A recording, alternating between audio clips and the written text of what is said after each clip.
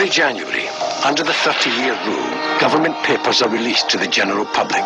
Most are banal. Some are political dynamite. While working as an economist at the Scottish office, Gavin McCrone submitted a paper on the impact of North Sea oil. Among his conclusions, large revenues and balance of payments gains would indeed accrue to a Scottish government in the event of independence. The country would tend to be in chronic surplus to a quite embarrassing degree, and Scottish banks could expect to find themselves inundated with a speculative inflow of foreign funds.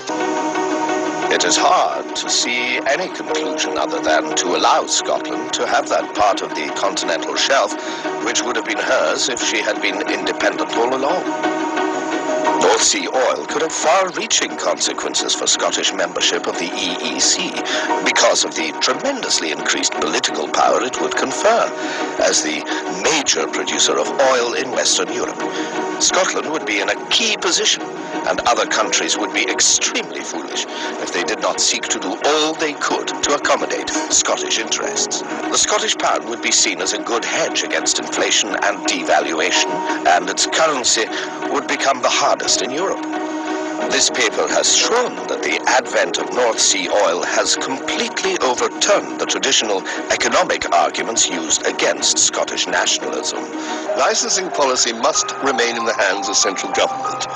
We recommend that it would not be consistent with the political and economic unity of the United Kingdom at large to devolve legislative responsibility for oil and gas developments to the regions.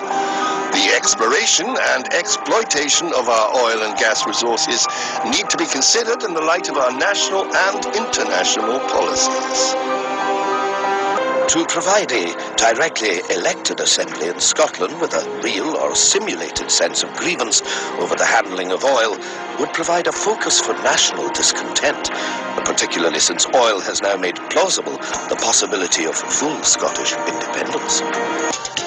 We've released the secret papers from the 1970s, demonstrating the level of deceit from both Tory and Labour administrations and the concealment of the true nature and scale of Scotland's oil wealth. Gavin McCrone was the Scottish Office economic advisor. He wrote a paper on the North Sea and the difference it could make to the Scottish economy. No wonder they kept it secret.